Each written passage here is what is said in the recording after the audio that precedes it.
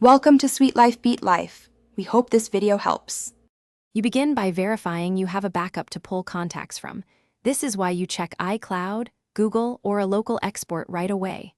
Once done, make sure your device is charged above 50% and on stable Wi-Fi. Restores fail on flaky networks. Now sign into the same account used for the backup. If you skip that, the cloud won't show your contacts. Tap Settings, then Accounts, and select the backup source so you can proceed with the actual restore. You now execute the restore by opening Contacts or Settings to start synchronization. This step controls what actually comes back.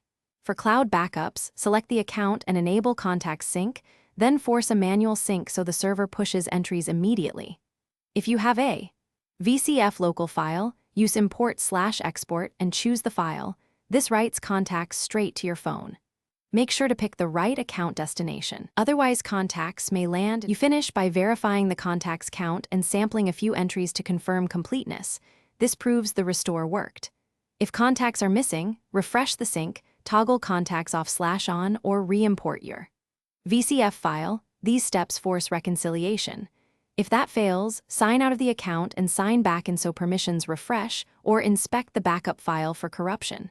A key tip: always keep a secondary export before reset, because a healthy backup prevents data loss headaches later.